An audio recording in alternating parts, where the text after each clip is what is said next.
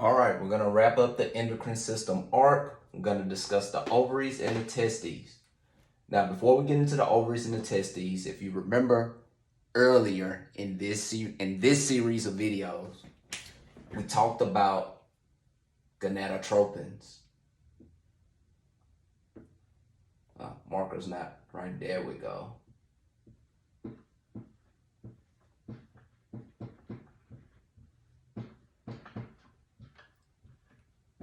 Now, in order for ovaries and testes to do their thing, gonadotropins has to be released by the pituitary gland. And if you remember from that earlier video, those gonadotropins consist of follicle stimulating hormone, FSH, and luteinizing hormone, LH. Those are the hormones that gets the ovaries and the testes running. Once these are released, these are pretty much activated and they can do their thing. Now the ovaries. Ovaries release estrogen.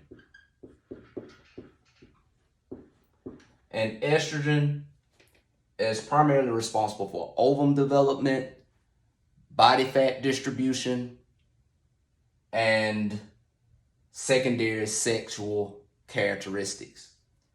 And with all that being said, that makes a lot of sense because whenever a woman is going through something hormonally and it involves estrogen, there's typically going to be changes and fluxes in a woman's body composition, such as where her fat is being distributed and things of that sort.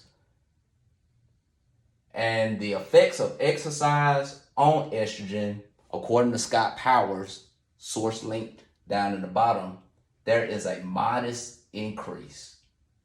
Now, I've read several publications that stated that the effects of exercise on estrogen can have varying effects depending on the woman's physiology, the woman's age, whether she's pre or postmenopausal, her pre-existing conditions, and the type of exercises.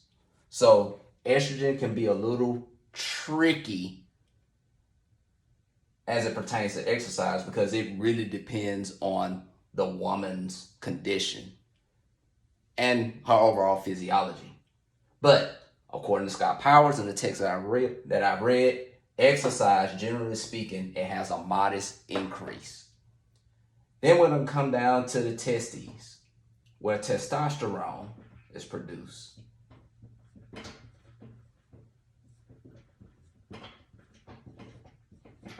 And testosterone pretty much have similar functions as estrogen. Secondary male characteristics, which are characteristics, especially during a male's time where he's going through puberty, all the features that are affiliated with men, whether it be beards, broad shoulders, things like that, is because of testosterone.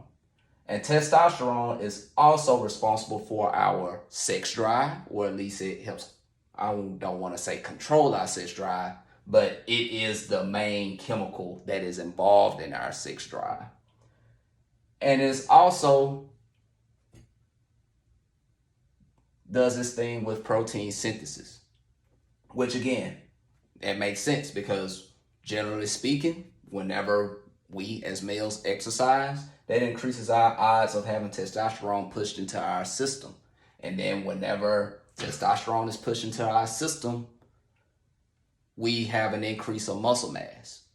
Or that's why many physiologists will recommend men do heavy, not necessarily heavy, but do quite a bit of resistance training to increasing testosterone levels. And I can't remember if I mentioned it or not about the ovaries as far as secondary sex traits. Estrogen does the same thing as testosterone for women. Estrogen pretty much enhances all of the physical characteristics that we affiliate with women in general, biologically and physiologically. Not socially, but biologically and physiologically. And that pretty much wraps up the endocrine system. Of course, just to give you a brief review, the gonadotropins has to do its thing, and this is secreted from the pituitary gland located in our brain.